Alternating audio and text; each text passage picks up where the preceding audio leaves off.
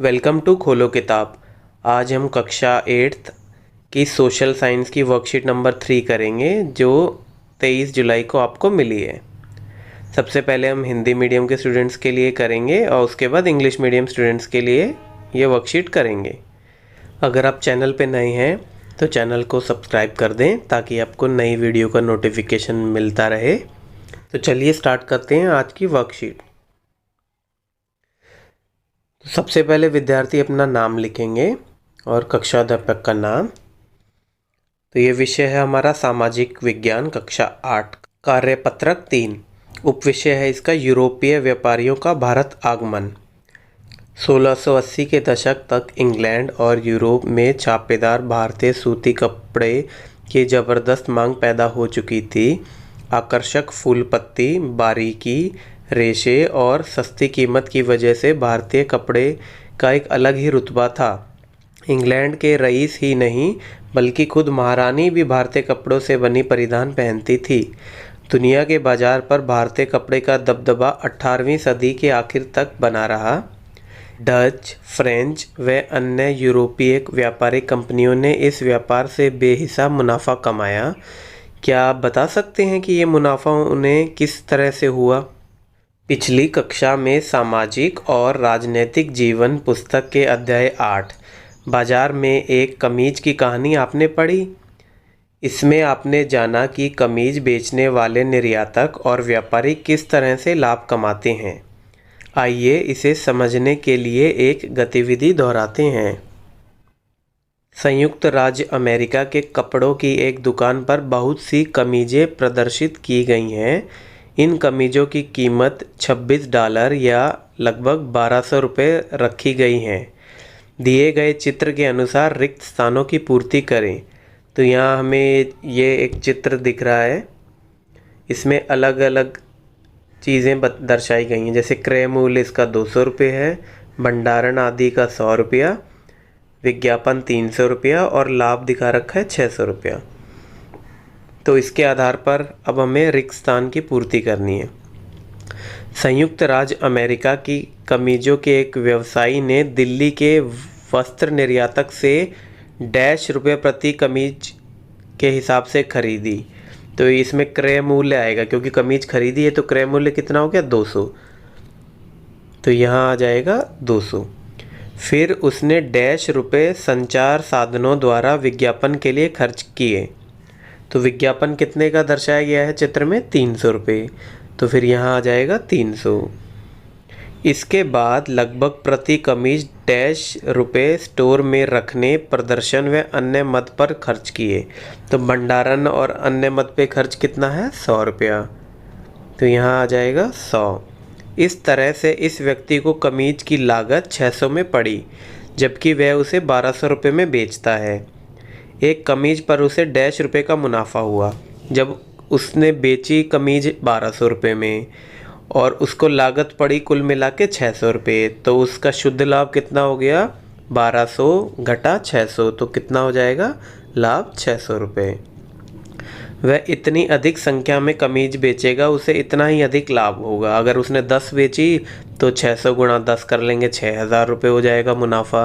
इसी प्रकार से इधर दिल्ली के वस्त्र निर्यातक ने 200 रुपये प्रति कमीज के हिसाब से जो कमीज बेची, उसमें कपड़ा व कमीज पर लगने वाले कच्चे माल का मूल्य ₹70 प्रति कमीज के हिसाब से पड़ा। कामगारों की मजदूरी 15 रुपये प्रति कमीज और कार्यालय चलाने का खर्च 15 रुपये प्रति कमीज दर से हुआ। जैसे बिजली का खर्चा आ गया इसमें, और बाकी और नाना प्रकार के खर्चे हैं। प्रश्न, वस्त्र निर्यातक को प्रति कमीज पर मिलने वाले लाभ की गणना कीजिए।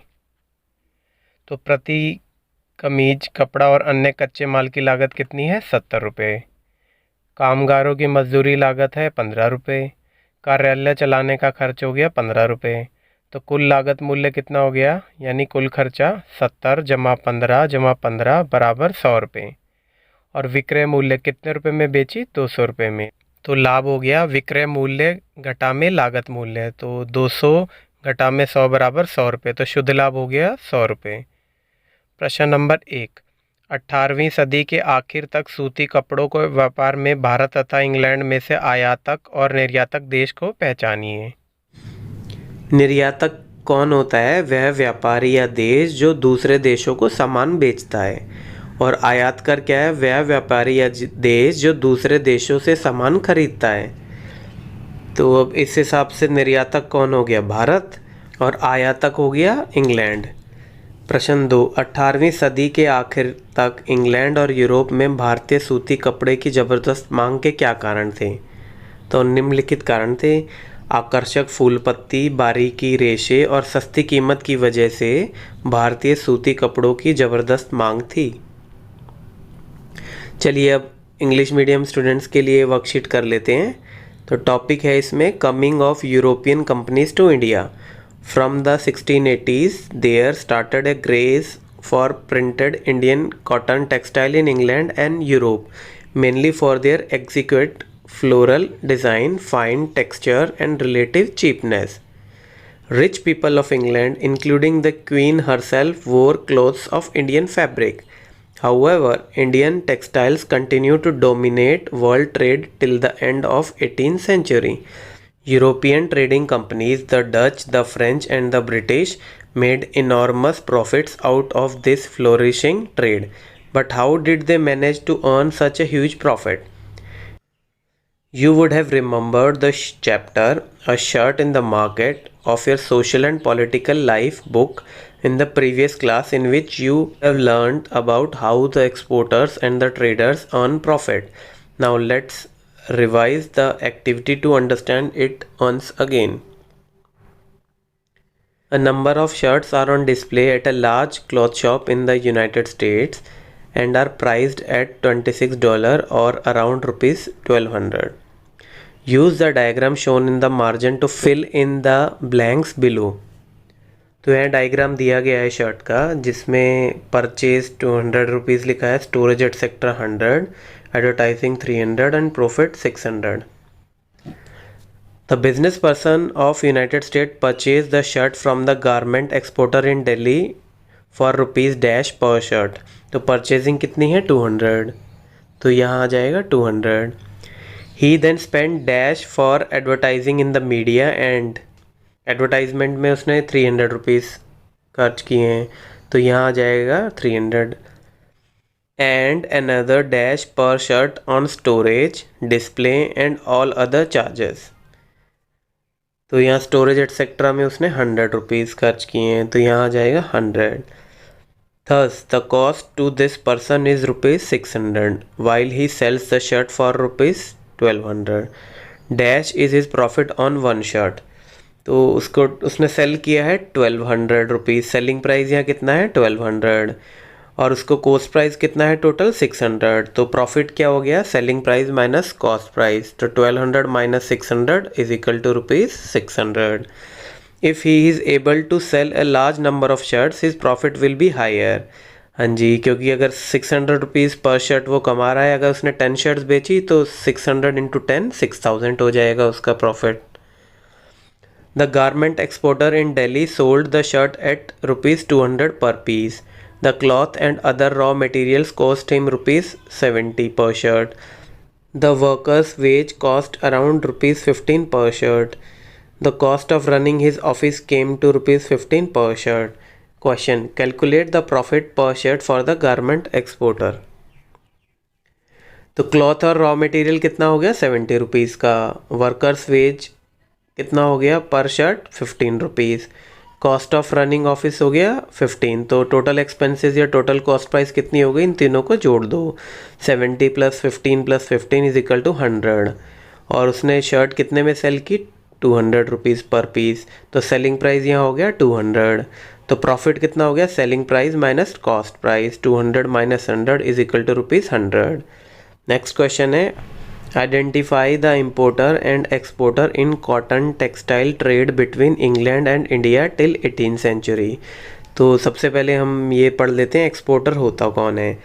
एक्सपोर्टर कौन होता है? Those traders who sells goods to other country. जो दूसरे कंट्रीज़ में अपना सामान बेचेंगे उनको बोलेंगे एक्सपोर्टर, और इम्पोर्टर्स कौन होगा? Those who boys goods from other country, जो सामान खरीदते हैं दूसरी कंट्रियों से उन्हें बोलेंगे इम्पोर्टर। तो यहाँ एक्सपोर्टर हो गया इंडिया और इम्पोर्टर हो गया England. Question next, what were the reasons for the tremendous demand of Indian cotton textile in Europe till 18th century? तो there was a tremendous demand of Indian cotton textile in Europe because of exquisite floral design, fine texture and relative cheapness. इसी के साथ हमारी ये worksheet complete हुई। Next video में हम अब नेक्स्ट वर्कशीट करेंगे। Don't forget to like, comment, share and subscribe the channel. Thank you.